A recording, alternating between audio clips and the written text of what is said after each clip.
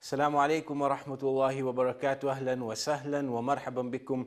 Welcome to another edition of Vantage Point on ITV. We've been off air for the last few weeks as the ITV team were on Hajj. We had a wonderful trip this year and we're truly honored to bring you the visuals from the Holy Lands. Tonight we hope to cover a few of the big stories locally and internationally. We start tonight's show with the KPMG saga. As far as corporate accountability goes, the recent announcement that the CEO and 7 senior executives at auditing and consultancy firm KPMG in South Africa have resigned is a welcome development. By resigning, the KPMG executive reinforced the principle of executive responsibility. This is a matter not taken seriously in South African culture, particularly when it comes to the public sector. The usual pattern when misdemeanors are uncovered is for government ministers and other senior executives to blame their staff or someone else when things go wrong. At this level of action of the KPMG executives is to be respected. The hope must be that this behavior becomes an example for others. KPMG executives have set a new South African benchmark. Executives assuming responsibility for wrongdoing in their organizations. South Africans should thank the firm for setting a new standard with this decisive action. Its executives have taken oversight responsibility for the actions of others. The role that companies such as KPMG play is particularly crucial because auditor firms and consultancies are meant to hold companies and state entities to account by ensuring transparency and honesty. The fact that a firm of KPMG standing should be embroiled in a matter as murky as compiling false reports to serve the political ends of particular politicians highlights the degree of corruption that has taken hold in South Africa. In light of this, are KPMG's actions enough? I believe not. To pull South Africa back from the brink, the auditing firm should opt for full disclosure of all its involvement with the Gupta family as well as the companies they own. This should include all working papers, correspondence and audit findings. This would allow public scrutiny of the work it claims to have done under the banner of professionalism and provide the opportunity for a deeper understanding of the Gupta network. Nothing short of this will clear KPMG's name. However, analysts feel this could be the beginning of many investigations into private sector companies who have colluded and covered up corruption. What is happening with KPMG and what is also happening in terms of other investigations around other international firms that have been here and participated and aided this kind of stealing and looting from the public. So I think on both sides there's something to be said that it's a terrible thing. It shows us to be in a very bad state in terms of the rule of law and corruption, but actually also in terms of a society that's growing and a business environment that's growing and a civil sector that's growing and certainly the media's contribution, that we're actually moving in the right direction, that this kind of thing won't be tolerated. I mean, we've also seen it with the international firm Bell Pontiger also collapsing on the basis of their role in the scandal. So in a sense, I think it's a good thing as well in terms of moving forward. I suppose we've always known that corruption is always aided in some way by the private sector, even though we focus on it very much in terms of what government is doing, how bad governments can be. But the private sector tends to be a very big part and participant of aiding, corrupt governments. And certainly this thing that we've been talking about state capture, of course, could not have been done without, private corporations. And so I think it's encouraging, even though we must be disappointed about how bad things have become in terms of what this episode in South African history, especially around corruption, especially around the resources that have been lost that we could have used. Moving further afield now, the recent ethnic cleansing of Muslims in Myanmar have seen hundreds of thousands of Rohingya Muslims fleeing their native country to Bangladesh. Reports have come in of villages being destroyed, men being tortured and killed, women and children raped and burnt alive. And all this while the world remains silent, the media silent. Only now are we seeing some kind of response to the crisis. It makes one ask the question, do Muslim lives actually matter?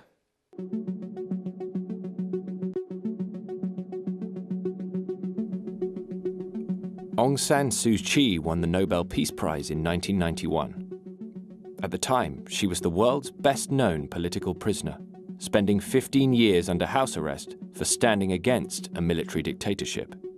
It was hoped she could bring peace to Myanmar, formerly known as Burma, a country ravaged by civil war.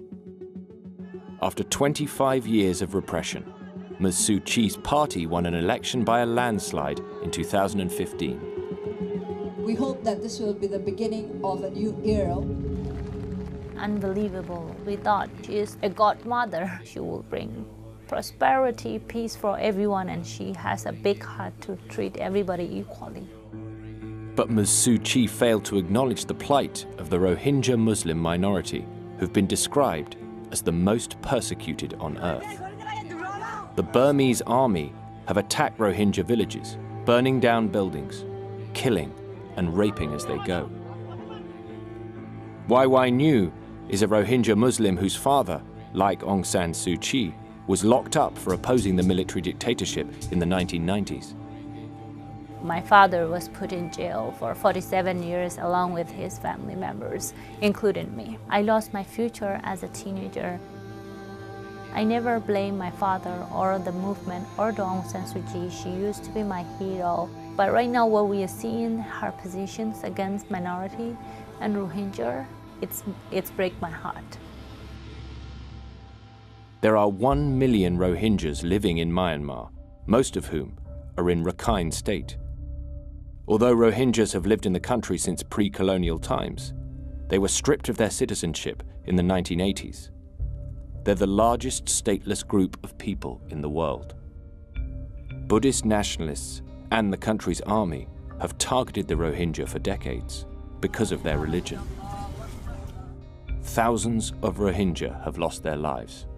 When Aung San Suu Kyi came into power, the Rohingya minority was very hopeful, but then things get worse. Since Ms. Suu Kyi came to power, the persecution of the Rohingyas has increased. Strict laws govern their movement and where they can live. 120,000 live in squalid camps as a result of previous conflicts. There has been a lot of human rights abuses, for example, sexual violence, torture, arbitrary arrest. After years of persecution, some Rohingyas are fighting back, forming a militia group that targets military and police in Rakhine State. In August 2017, the group, known as the Arakan Rohingya Salvation Army, attacked police outposts. The army responded with brutality, killing hundreds of Rohingyas, prompting more than 150,000 to flee to neighboring Bangladesh. Despite the ongoing slaughter, Ms. Suu Kyi still won't mention the Rohingya by name. The Nobel Peace Prize laureate has not even condemned the violence, often even defending the role of the military in the face of the growing humanitarian disaster. An online petition calling for Ms. Suu Kyi to be stripped of her Nobel Peace Prize has been signed by over 300,000 people. To some extent, Ms. Suu Kyi's hands are tied. The constitution drafted by the army gives her little control of the security services, and public opinion is very hostile to the Rohingyas. This makes it hard for her to have a real impact on the situation. But she doesn't even speak out about the Rohingyas' suffering. Some people say she may have a reason not to use the word Rohingya. They have to see Rohingya as their people, and they have to treat them as other people in the country. As a leader who struggled for democracy, who had this passions of promoting human rights and rule of law, she should take a firm position in respecting minority rights. Ms. Suu Kyi came to power on a promise of peace, ending conflict within the country and uniting ethnic divisions. But Myanmar remains racked by ethnic conflict. At the very least, she should acknowledge the Rohingyas' suffering and call on the army to end its bloodthirsty campaign. We're going to take a short break now. Stay tuned.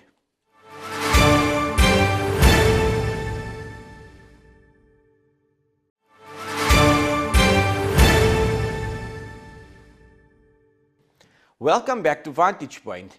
Jordan has one of the highest rates of honor killings in the world. Authorities can indefinitely incarcerate women considered to be a risk of being attacked or killed in the name of family honor. For many of the imprisoned women, marriage is the only path to freedom.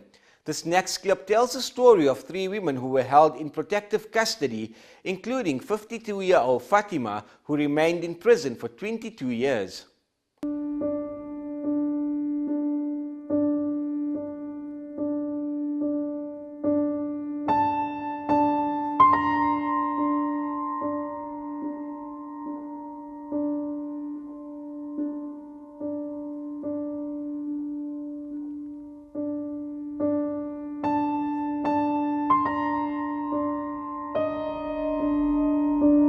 بسأل الشرطية بحكي لها أنا يعني الكتاب تاعي على إيش، فبلشت تدور بالملف تاعي بتحكي لي أنت ما عليك ولا أي قضية. فأنا يعني مش عارف إني أخاف ولا أضحك ولا. قالت لي أنت عليك خطورة من أهلك فجابك المحافظ هون.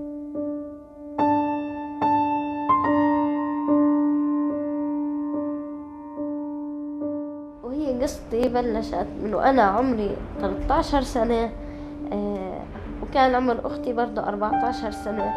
عذاب كتير من أبوي ومرت أبوي، كانوا يطلعوا يسكروا علينا الباب، يعني ما كانوا معطينا حرية.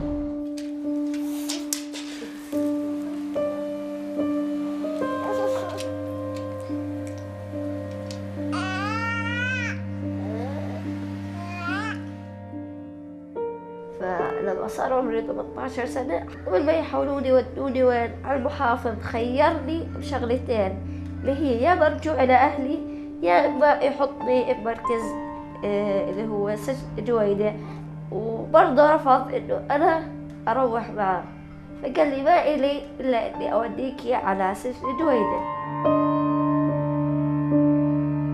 أول هيك 3 أشهر كانت عندي كلها يعني خوف وإني مش متحمل، فكنت أنا غطي راسي وأظلني أبكي أحكي يا الله طب أنا ليش يعني حياتي هيك.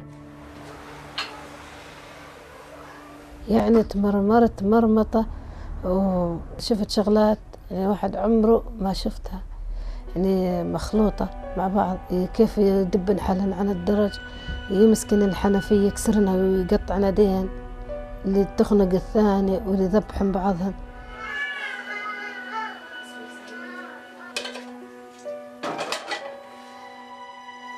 كنا شو عايشين يعني لا أكل ولا شرب، يعني زي مذلة يعني غرفة زيك مسكرة علينا، لا الهوا نشوف ولا الشمس، الباب 24 ساعة مسكر علينا. كنت أحس يعني لا أنا مجرم ولا إشي، يعني ليش قاعدتي هاي لا لها فايدة ولا إشي. يعني أقل ما فيها يفوتن البنات يشنقون بعضهم بالحمام، شو يعمل يجيب لك شريطة يمزع من الحرام وتلاقي الصبح اللي شنقة حالها في الحمام، يعني واحد شوف عينه. كنت أشوف يعني الغرفة اللي كنت قاعد فيها 2 شنقن حالها. ليش؟ لأنهن يأسن، يعني صارن 4 سنين وأكثر ولا بيطلع عن جلسات ولا إشي. قال إحنا خلص الموت أفضل لنا.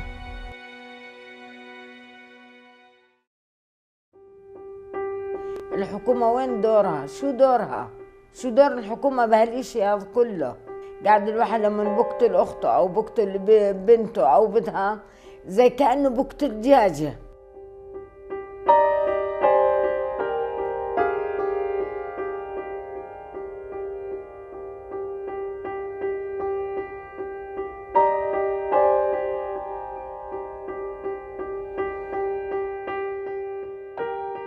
قعدت 6 شهور أو 7 شهور وأنا بالمستشفى.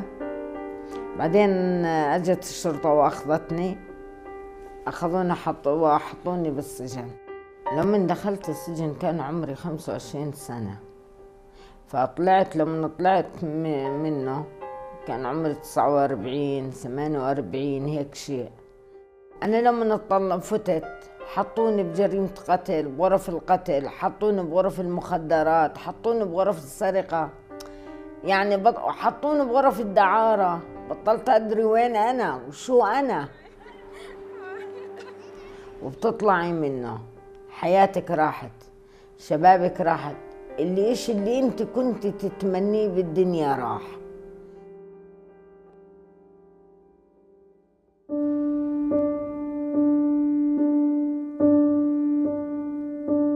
بعد ما عدى علي سنتين كانت داخل السنة الثالثة، فكان هناك محامية فاجت بتحكي لي انه تعالي نقدر نساعدك انه نشوف لك واحد مثلا ابن حلال، يعني انه تتجوزيه، انه تطلعي بقى بدل ما تضلك يعني عايشة هون. بعد هيك كم من يوم فاجا هذا الشاب اللي انا متجوزه، اجا تقدم انه يعني شافني وشفته وكتب كتاب علي، ونفس اليوم يعني طلعت من هذا المركز اللي هو سجن جويدة. لو انه لا سمح الله طلبت الطلاق احتمال يعني عندي خيارين، يعني يا اما برجع على سجن جويدة هذا اللي كنت انا فيه، يعني لو لا سمح الله رجعت لاهلي لا راح يقتلوني. وطلعنا والحمد لله، بس يوميتها كانت يعني فرحتي بالطلوع مش موصفة لحدا، بس برضه حزينة. هذا كله بنحط بين 4 حيطان، انحرمنا شم الهواء، انحرمنا الأكل المليح، انحرمنا المطر لو نزلت كيف نمشي تحتيه، انحرمنا شم التراب بالمطر، انحرمنا كل إشي كنا مشتهينه. And we end tonight's show with images of Hajj 2017, the greatest journey of a lifetime.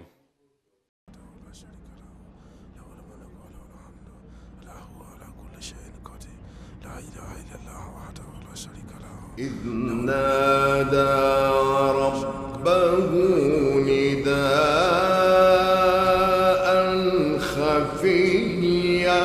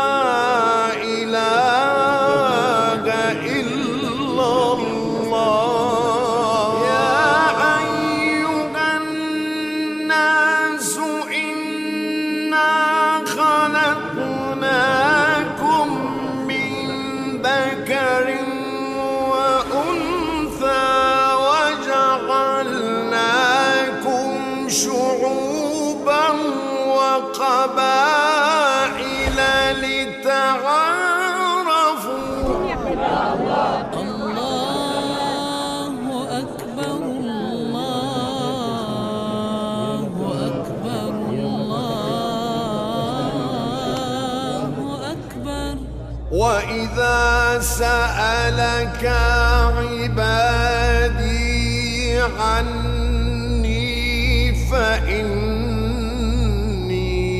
قريب أجيب دعوة الداعي إذا دعان. الله أكبر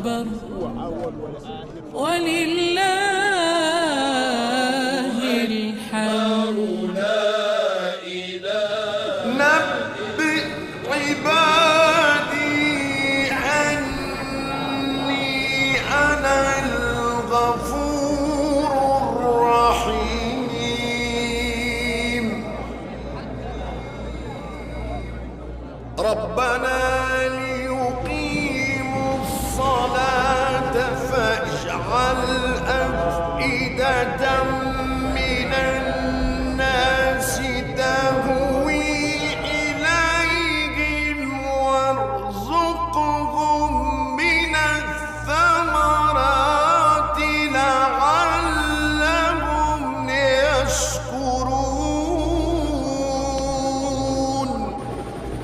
الله أكبر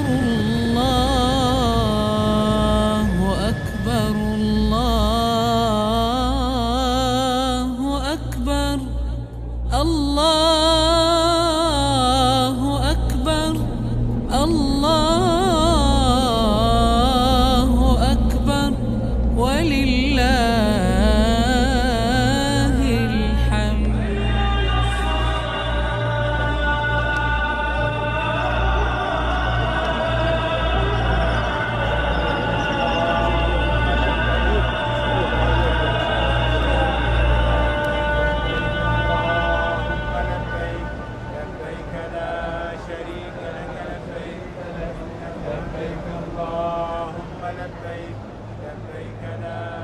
لا إله إلا الله.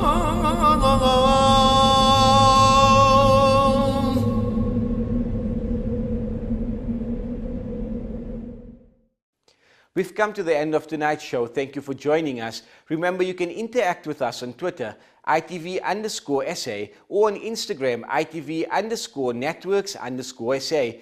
And from all of us in the team, have a wonderful evening. Fi amanillah. Wassalamu alaikum wa rahmatullahi wa barakatuh.